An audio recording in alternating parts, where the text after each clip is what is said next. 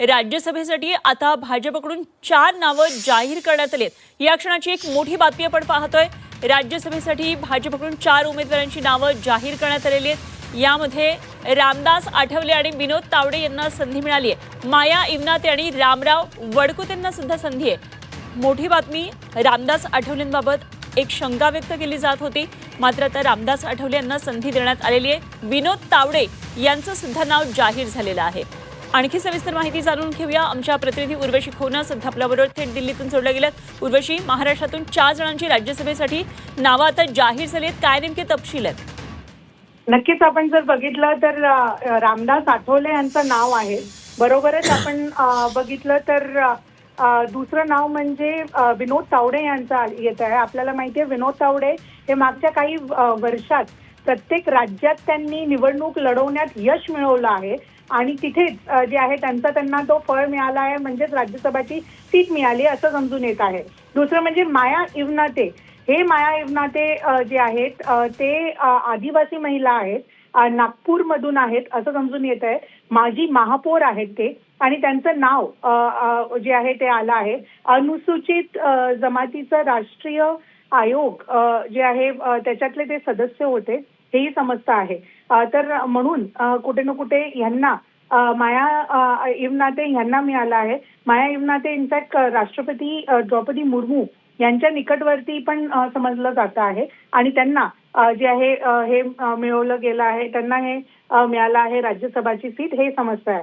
आणि चौथं नाव म्हणजे रामराव वडकुटे यांचं मिळालं आहे। म्हणजेच एक महिला आणि 3 पुरुष असे जे नाव भाजपने काढले आहेत। सध्या भाजपकडून 4 लोकांचं जो आहे तो नाव आला आहे आणि हिंगोलीमधून यांनी निवडणूक लढवलेली रामराव वडकुटे यांनी, त्यांना आज जे आहे इथे स्पेस मिळाली आहे ते आपल्याला समजून येत आहे।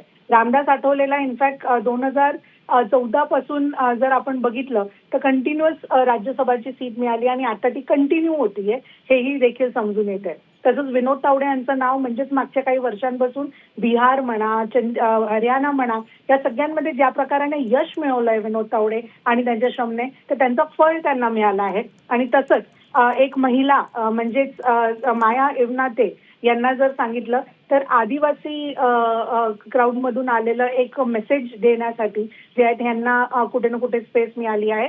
आणि चौथं म्हणजे रामराव वडकुटे यांना ती जागा मिळाली आहे। ठीक, उर्वशी, धन्यवाद दिलेल्या या सगळ्या सविस्तर माहितीसाठी। उर्वशी खोना दिल्लीमधून आमच्या प्रतिनिधी आपल्याबरोबर होत्या। तेव्हा आता राज्यसभेसाठी भाजपकडून 4 नावं जाहीर झालेली आहेत आणि ही महत्त्वाची नावं रामदास आठवले, विनोद तावडे यांना संधी मिळालेली आहे। त्याचप्रमाणे मायाताई इवनाते हे एक नाव पुढे आलेलं आहे। अत्यंत आश्चर्यकारक खरं तर हे नाव पुढे आलेलं आहे। मायाताई इवनाते यांचं नाव पुढे आले, तर रामराव वडकुतेंना सुद्धा संधी देण्यात आलेली आहे। अशा प्रकारे भाजपकडून राज्यसभेसाठी 4 नावं आता जाहीर झालेली आहेत।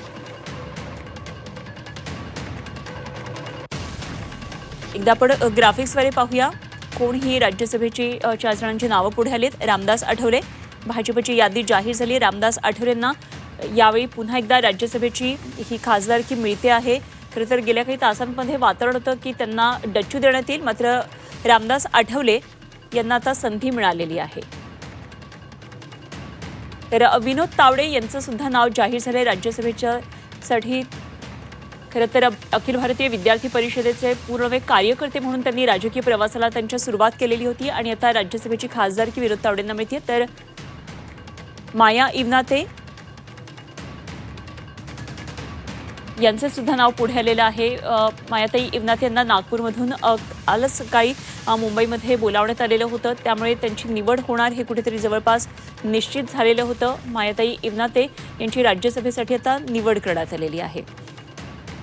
तर त्यात पुढचं नाव रामराव वडकुते। रामराव वडकुते आता राज्यसभेसाठी खासदारकीची त्यांनाही संधी मिळालेली आहे।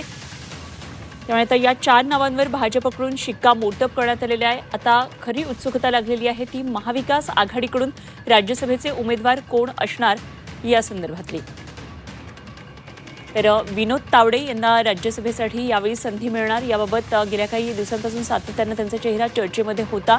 भाजपच्या एकंदरीतच संघटनात्मक रचनेच्या बळकटीकरणामध्ये त्यांनी पहिल्यापासून सक्रिय भूमिका बजावलेली आहे। तर महाराष्ट्राच्या बाहेर सुद्धा पक्षाच्या रणनीतीमध्ये त्यांनी अत्यंत महत्त्वाची भूमिका बजावलेली आहे। त्यामुळे निश्चितच त्यांच्या या सगळ्या प्रयत्नांचं हे यश आहे असं म्हणता येईल।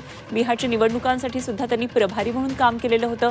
तर राष्ट्रीय सरचिटणीस असलेले विनोद तावडे महाराष्ट्रातून आता राज्यसभेसाठी निवडणूक लढवणार आहेत। तर सध्या बिहारचे भाजप प्रभारी म्हणून तावडे महाराष्ट्रातल्या खरं तर काम करत होते। 7 जागांपैकी महाराष्ट्रातल्या एका जागेसाठी ते आता निवडणूक लढवतात आणि राज्यसभेचा कार्यकाळ एप्रिलमध्ये संपतोय। त्या ठिकाणी आता विनोद तावडे जातील, त्यामुळे निश्चितच ही त्यांच्यासाठी एक आनंदाची बातमी आहे।